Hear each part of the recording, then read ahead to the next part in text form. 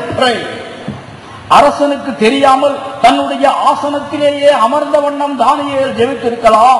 ஆனால் என் வேதம் சொல்கின்றது, தானியேலோ வென்றால் என் வேதம் சொல்கின்றது அந்த பத்திரத்திற்கு கையெழுத்து வைக்கப்பட்டது என்று அறிந்த போதிலும் எருசலேமுக்கு நேராக பலகணிகள் திறந்திருக்க தான் முன் செய்து வந்த வழக்கத்தின்படியே தினமும் 3 வேளை முழங்காலில் நின்று ஜெபித்தான். My Lord Jesus Christ was sweating blood. He was agonizing. God covering his life. He was already faltering and he was so frail in his weak body. Nevertheless, my Bible says, he knelt down on the rocky mountain and prayed unto his Father in heaven. எனது ஆண்டவராகிய இயேசு கிறிஸ்துவினுடைய வாழ்நாளிலே மிக நெருக்கடியான ஒரு நாள். அவருடைய உடலிலிருந்து இரத்த வேர்வை சிந்துகின்றது. அவருடைய உடலும் உள்ளமும் மிகவும் நொந்து போன நிலையிலே, பலவீனப்பட்டு மிகவும் சோர்ந்து களைத்து போன நிலையிலே அவர் காணப்பட்டார். இருந்தாலும் கூட அவர் முகங்குப்புற விழுந்து முழங்கார் படியிட்டு ஜெபித்தார் என்று என் வேதம் சொல்கிறது. In your house family prayer, make sure every member of the family kneels down in prayer, and that too on straight knees. உங்களுடைய குடும்ப ஜெப வேளைகளிலே குடும்ப அங்கத்தினர்கள் ஒவ்வொருவரும் நேர் முழங்காலில் நின்று ஜெபிக்கும்படியான பழக்கத்தை கண்டிப்பாக அபியாசியுங்கள். It is necessary and it is a must. That is a lesson that you can teach your children. That's a valuable life lesson. இது மிக அவசியமான பாடம் மட்டுமல்ல, தவிர்க்க முடியாத அத்தியாவசியமான பாடம். வாழ்நாள் முழுவதும் தங்களுடைய வாழ்நாளிலே கடைபிடிக்க வேண்டிய பிள்ளைகளுக்கான முக்கியமான படிப்பினை. One young man told me, uncle, every time I kneel down to pray, I fall asleep. நான் எப்பொழுதும் முழங்காலில் நின்று ஜெபிக்க ஆரம்பித்தாலும் அங்கிள் நான் தூங்கி விடுகின்றேன் என்று ஒரு இளைஞன் என்னிடத்திலே சொன்னான். I asked him, how do you kneel down? எப்படி முழங்கால் போடுவாய் தம்பி என்று கேட்டேன். 4 காலில் முழங்கால் போடுவேன். I said, from tomorrow you kneel down straight. நாளையிலிருந்து 2 காலில் முழங்கால் போடு என்று சொன்னேன். Once you crash land, never ever you will sleep in your prayer. ஒரு முறை நீங்கள் கீழே விழுந்து மண்டை அடிபட்டால் அதுக்கப்புறம் ஒரு நாளும் ஜெபிக்கும் பொழுது தூங்கி விட மாட்டீர்கள். Very simple. There are very simple lessons given to us. நமக்கு மிக சாதாரணமான எளிய பாடங்கள் உண்டு, ஆனால் நாம் செய்வதில்லை. And also, you know, these praying hands.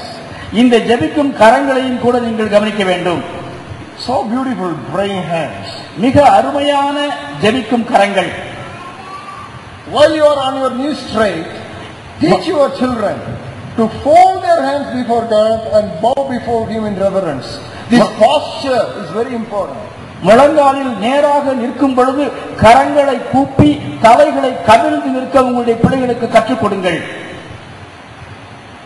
It's a blessing.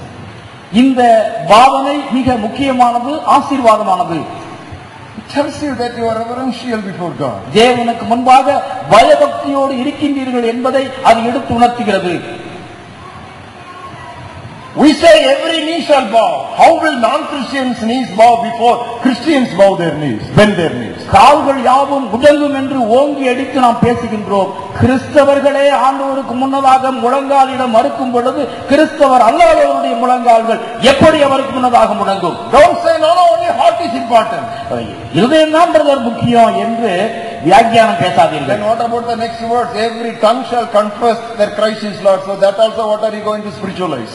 எல்லா நாவும் அறிக்கை பண்ணும் என்று அந்த வசனத்திலே தொடர்ந்து வருகின்றது. அப்படியானால் அதையும் கூடவா நீங்கள் ஆவிக்குரிய அர்த்தப்படுத்த போகின்றீர்கள்? No, these are all literal words which you have to take them literally. அருமையானவர்களே, இவைகளெல்லாம் எழுத்துப்பூர்வமான சத்தியங்கள். இதனை எழுத்து அளவில் அப்படியே நாம் ஏற்றுக்கொள்ள வேண்டும். Fourthly, நான்காவதாக, how can we strengthen our feeble knees? நம்முடைய தளர்ந்து போன முழங்கால்களை எப்படி உறுதிப்படுத்துவது? Pray scripturally. வசனத்தின் அடிப்படையில் ஜெபியுங்கள். Pray according to the scriptures. வசன அடிப்படையில் ஜெபியுங்கள். There is a very interesting passage given to us again in Matthew 26. மத்தேயு 26வது அத்தியாயத்திலேயே இன்னொரு சுவாரஸ்யமான படிப்பினை நமக்கு கொடுக்கப்பட்டுள்ளது. I will read to you from verse 52 to 54.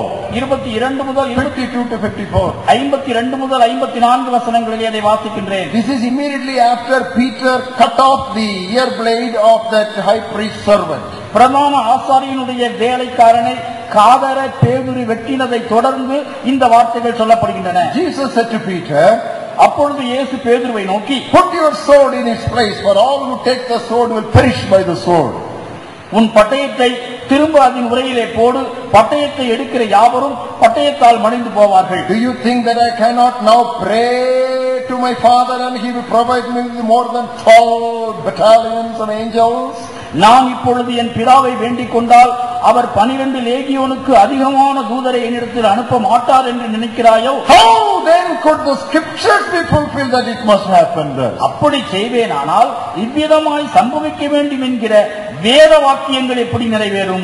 If Jesus has prayed, immediately angels would have rushed to the spot to save him. இயேசு கிறிஸ்து ஜெபித்திருப்பாரேயானால் அவருடைய ஜெபத்திற்கு பதிலாக தூதர்கள் ஓடோடி வந்து அவரை காப்பாற்றி இருப்பார்கள். But Jesus is more concerned about the word of God than his own personal deliverance. தன்னுடைய தனிப்பட்ட விடுதலையை விட வேத வாக்கியங்களுடைய நிறைவேறுதலைத்தான் ஆண்டவர் முக்கியப்படுத்தினார். We don't pray right because we don't study the Bible enough.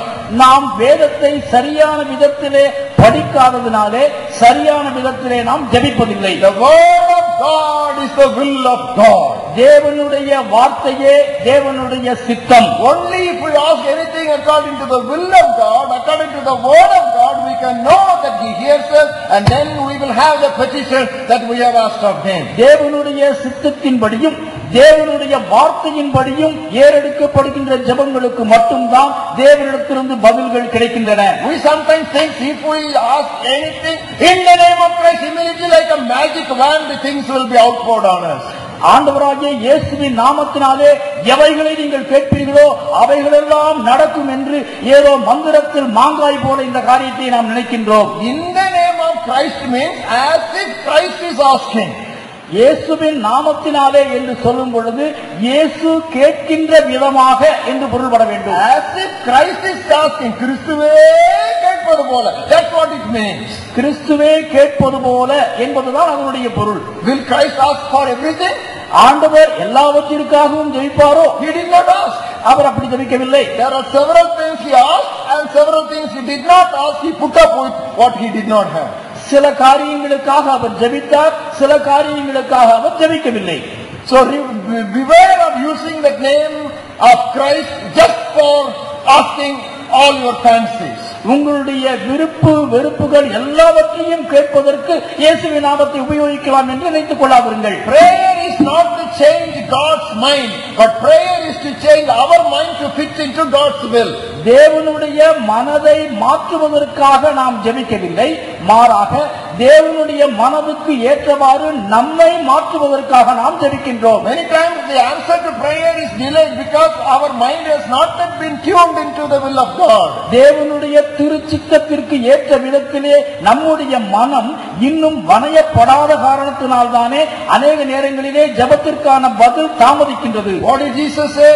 இயேசு என்ன சொன்னார்? Father, all things are possible for you. உம்மாலே எல்லாம் கூடும். Even this removal of this cup is possible for you. இந்த பாத்திரம் என்னை விட்டு நீங்க செய்யவும் உம்மால் கூடும். Nevertheless, let your will be done and not my desire. ஆகிலும் உம்முடைய சித்தம் நிறைவேறட்டும், என்னுடைய சித்தத்தின்படி அல்ல. The Bible says, வேதம் சொல்கிறது, he was heard because of this hardly fear and reverence. அவருடைய மிகுந்த பயபக்தி நிமித்தம் அவர் கேட்கப்பட்டார் என்று வசனம் சொல்கிறது. You know, there is something very interesting which I always stand in reverence to. நான் மிகுந்த பயபக்தியோடு நின்று கொண்டு சொல்லக்கூடிய ஒரு சுவாரஸ்யமான கருத்து என்ன தெரியுமா? 3 disciples left off. 3 சீடர்கள் தூங்கி போனார்கள். Silently and quietly Jesus was agonizing. அமைதியாக தனியாக இயேசு கிறிஸ்து அங்கவாய்த்துக் கொண்டிருந்தார். Who was with him? அவரோடு கூட இருந்தது யார்? Who was with him? அவரோடு கூட இருந்தது யார்? Even the angels were not with him. தேவ தூதர்கள் கூட அவரோடு இருக்கவில்லை. Did you ever notice it? அதை நீங்கள் கவனித்தீர்களா? The Bible says the angels of the Lord encamps round about those who fear him and saves him. Where did the angels go? தேவ தூதர்கள் அவருக்கு பயந்தவர்களை சுற்றி பாளையம் இறங்குகிறார்கள் என்று வசனம் சொல்லுகிறதே. ஆனால் இந்த பாதுகாக்கும் தேவதூதர்கள் எங்கே பறந்து போனார்கள்? Even the angels were not there. அந்த தேவதூதர்கள் கூட அங்கே இல்லை. The Father one by one withdrew the angels from him.